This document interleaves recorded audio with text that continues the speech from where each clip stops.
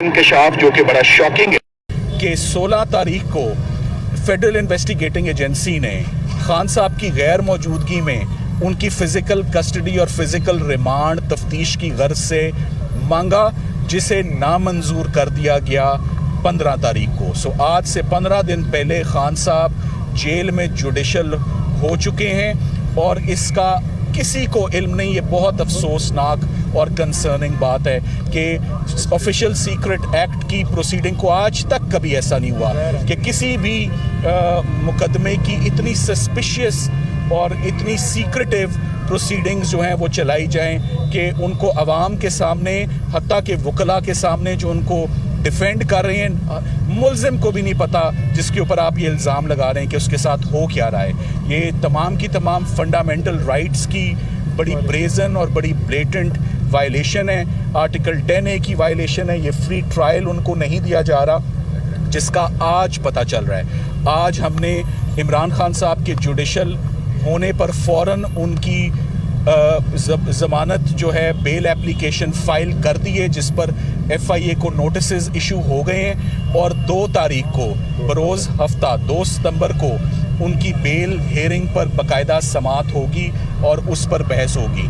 सो हमारे जिन दरखास्तों पे 3 एप्लीकेशन पे आज नोटिसेस FIA को हो गए हैं। बेल एप्लीकेशन सैटरडे को 2 को सुनी जाएगी खान साहब की साइफ़र केस में, और साथ ही साथ में जो जेल ट्रायल को हमने चैलेंज किया है और इन प्रोसीडिंग्स को ओपन करने के हवाले से एप्लीकेशन पर भी नोटिस 2 तारीख को हुआ है। मैं अब आपको इन दी एंड जो खान साहब ने मुझे आप तक पहुंचाने के लिए अपना पैगाम दिया है कि साइफ़र का मुकदमा आखिर है क्या।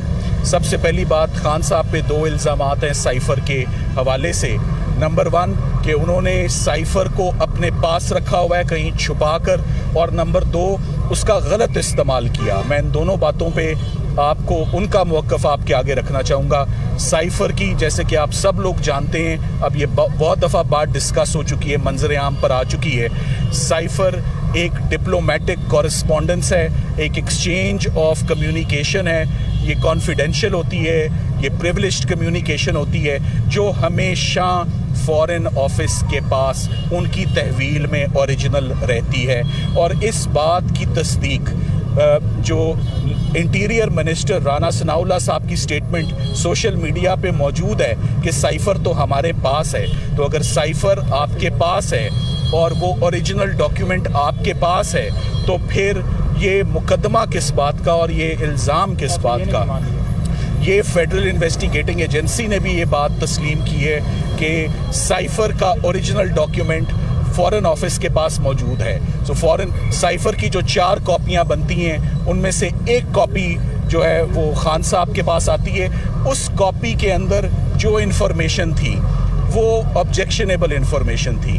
वो पाकिस्तान के अंदरूनी मामलात और पाकिस्तान की अंदरूनी पॉलिटिक्स में मदाखलत थी, और उस मदाखलत को, उस साइफ़र को बाकायदा, सबसे अहम बात जो मैं आपसे शेयर करने जा रहा हूँ, ये ऑफिशियली कैबिनेट के आगे, पूरे कोरम के आगे इस साइफ़र को रखा गया, इसको डिस्कस किया गया, और कैबिनेट की प्राइम मिनिस्टर साहब की मौजूदगी में उस वक़्त की लेजिटिमेट गवर्नमेंट ने साइफ़र को डी क्लासिफाई कर दिया, और उसके minutes of the meeting cabinet division के पास मौजूद हैं। सो जिस दिन साइफ़र डी क्लासिफाई हो गया, उस दिन ऑफिशियल सीक्रेट ना रहा, और जब वो ऑफिशियल सीक्रेट ना रहा, तो आज हम लोग लीगल टीम यहाँ क्या कर रहे हैं, ये मुकदमा किस बात का है, FIA यहाँ पर क्यों है, और समाअत क्यों है, और गिरफ्तारी क्यों है, ये बहुत अफसोसनाक बात है। सो साइफ़र के लिए ये 2 जुमले ही बहुत हैं। इसको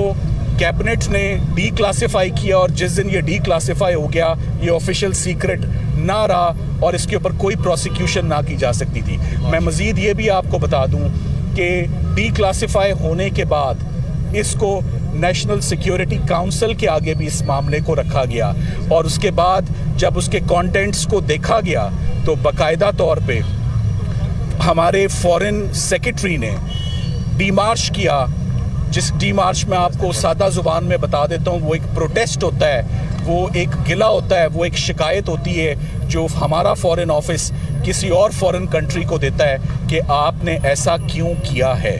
تو جب وہ گلا بھی دے دیا اور سیکیورٹی کاؤنسل نے دیا اور کیبنٹ نے اس کو اپروو کیا اور وہ ڈی کلاسیفائی کیا, تو اس کے بعد یہ ساری کی ساری پروسیکیوشن جو ہے وہ پوری کی پوری نیچے کلیپس کرتی ہے اور بغیر کسی جواز کے یہ کاروائی ہو رہی ہے.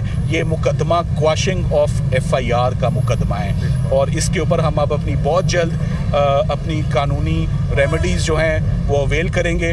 میں